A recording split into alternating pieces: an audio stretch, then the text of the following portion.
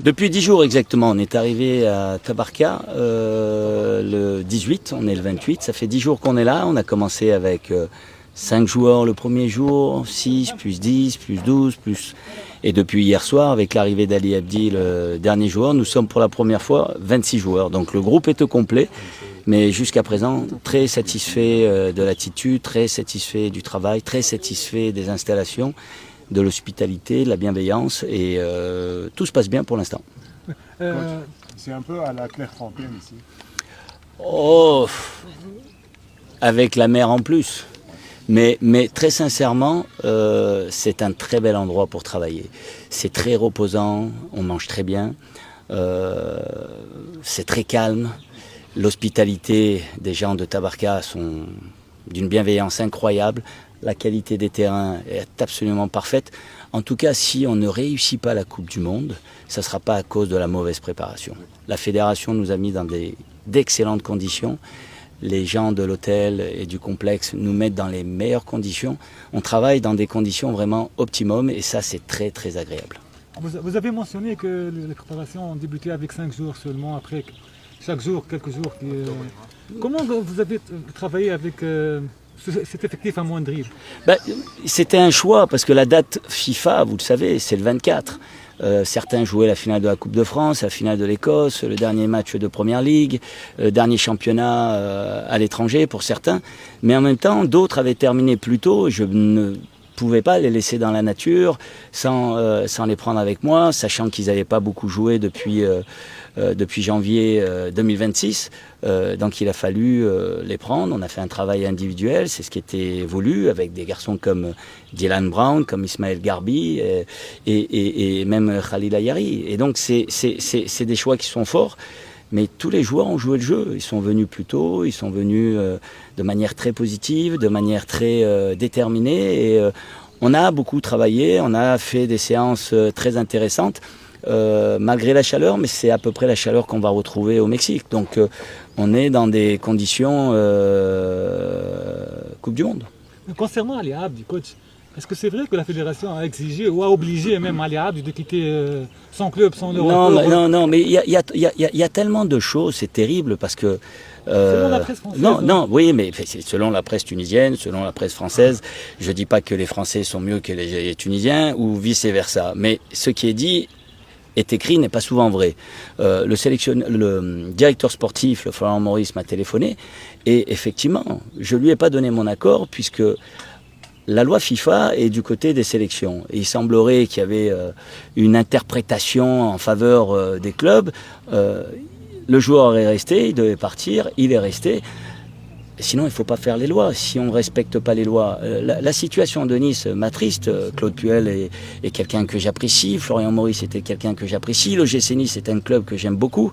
Mais si j'avais dit oui, les supporters tunisiens n'auraient pas apprécié. Chacun défend ses intérêts. Je défends les intérêts de... En contrepartie, les supporters niçois n'ont pas apprécié même. Oui, mais est-ce que c'est de la faute d'Ali Abdi? Est-ce que c'est la faute de Sabri Lamouchi? Est-ce que c'est la faute de la fédération tunisienne? Je crois pas, mais il y a des lois. Il a fait le match aller le 26. La date FIFA, c'était le 24. Il y a eu un compromis.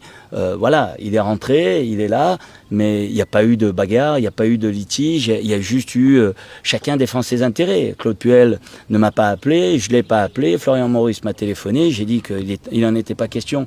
Parce que, imaginons le pire, il se soit blessé, comment je fais? À qui j'explique que la loi était derrière moi et que pour faire plaisir à un ami ou un directeur sportif ou à un club, j'ai travailler en défaveur de mon employeur et de mon équipe nationale. C'est pas possible. Donc chacun a défendu ses intérêts. J'aurais été à la place de Nice, j'aurais fait la même chose. J'aurais demandé à ce que Ali Abdi reste un peu plus. Maintenant, Ali a été très professionnel, a voulu rester. Il a voulu en même temps essayer de sauver le club parce qu'il est peiné par la situation. Mais d'un côté, il a un coach de l'équipe nationale et il a des supporters tunisiens qui lui disent prépare-toi pour la Coupe du Monde, et il a des supporters niçois qui lui disent il faut qu'on sauve et qu'on reste en première division. Donc il avait envie de remplir son rôle. Mais quelque part, le club de Nice, c'est lui qui lui paye le salaire. Donc on peut comprendre la pression qu'il a reçue de la part du club niçois, mais qui est légitime. Tout s'est bien passé, ils ont fait 0-0. Je souhaite que tout se passe bien pour les Niçois et voilà. Ben, c'est d'abord le père qui va vous répondre et c'est aussi l'entraîneur qui va vous répondre. Ici, je suis sûr qu'il y a des pères de famille, mais mon fils n'a aucun rôle dans la sélection. Quand effectivement je dis qu'il y a 5 joueurs qui étaient là, il est là, il prépare sa thèse, il n'a aucune fonction, il n'est plus sur le terrain. Et là, au moment où on parle, il n'est pas là, il est gêné. Vous savez où il est?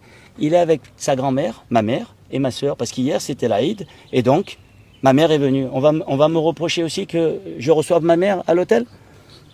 Soyons sérieux et faisons en sorte de poser les bonnes questions et de faire en sorte de préparer au mieux nos intérêts, parce que vos intérêts à vous, est-ce que c'est de polémiquer sur quelque chose qui n'a pas lieu d'être, ou est-ce que c'est de mettre les questions sur comment on va jouer l'Autriche, comment on va jouer la Belgique et comment on va préparer la Suède? Parce que moi, tout comme vous, j'aimerais beaucoup qu'on passe le 2e tour.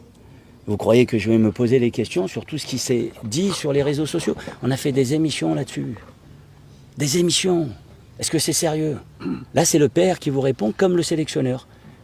Parce qu'il n'a ni contrat, ni fonction, il est supporter de son papa et supporter de l'équipe nationale. Après, je vais vous dire quelque chose qui est une simple confidence, mais ça, c'est le papa et le fils aussi qui vous parle.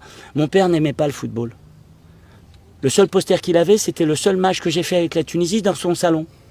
À la Duchère, à Lyon. À l'Ahmou, il n'est plus là. Et moi, de voir mon fils avec le survêt de la Tunisie, eh ben, ça m'a fait plaisir. Ça m'a fait plaisir. Et qu'il soit là, ça me fait plaisir. Et que ça vous ennuie, je ne comprends pas pourquoi. Mais, je vous ai répondu. Coach, une dernière question concernant l'état physique des joueurs avant, même un mois de la compétition. Si vous pouvez nous donner un pourcentage de...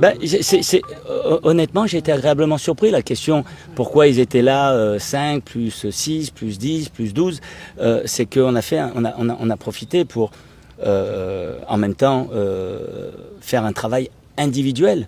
Parce qu'un Dylan Brown ne peut pas travailler comme Montassar Talbi.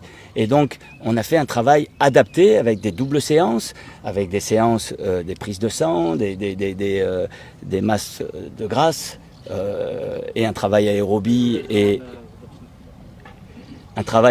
qui était essentiel pour certains. Et comme je l'ai dit à tous ce matin avant le déjeuner, jusqu'à présent, je n'ai pas eu un retard. Personne ne s'est plaint.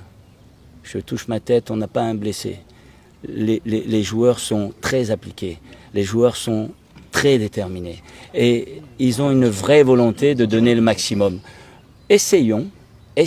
Je sais parce que, et vous n'êtes pas sans savoir tous ici, tous. Je suis passé par des endroits où il y avait beaucoup de pression, que ce soit en Italie, que ce soit à Marseille, même en Côte d'Ivoire. Et il y a une vraie responsabilité. Mais je suis obligé, et c'est légitime de répondre aux critiques, c'est légitime de répondre aux questions. Mais moi, j'ai un travail à faire. Et mon travail à faire, c'est de mettre individuellement tout le monde là-haut, de construire la meilleure équipe possible avec le groupe que j'ai estimé le meilleur pour faire la plus belle des compétitions pour une seule raison. Laissez-moi terminer ma phrase. Juste pour être fier, mais rendre fier les Tunisiennes et les Tunisiens. Concernant l'état de santé de Hazem Mascout. Mais là aussi, c'est grave parce que le joueur est obligé de m'envoyer un message et de me dire « Coach, je vais bien, c'est des fake news ». Il est arrivé, il s'est entraîné et il court et il s'entraîne. Et vous allez le voir. J'ai pas un blessé, je touche du bois encore. Mais d'où ça sort, je ne sais pas. D'où ça sort, je ne sais pas. Pourquoi ça sort, je ne sais pas non plus. Après, j'espère qu'on ne va pas avoir de problème, mais en tout cas, le moins de problèmes possible. Mais il va très bien. Alhamdoulilah, il va très bien. Coach, ça sera notre dernier point de presse avant de partir. Oui, ça c'est vrai, mais pas la dernière question. Prenez le temps. Après, il y a les joueurs qui arrivent et vous allez prendre le temps. Les portes... Attendez. S'il vous plaît. Attendez, juste pour vous dire. Merci. Excusez-nous. Allez.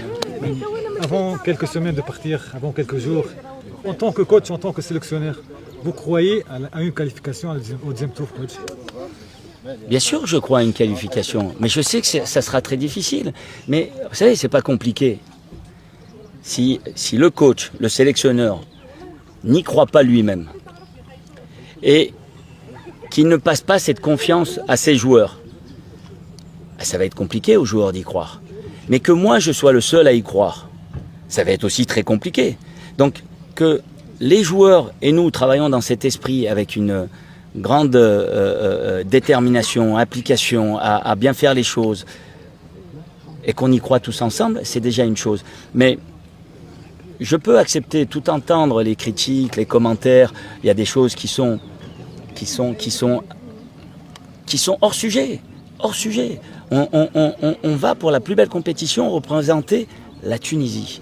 C'est un honneur, c'est une fierté. J'espère qu'en rentrant, on sera tous très fiers de l'avoir fait.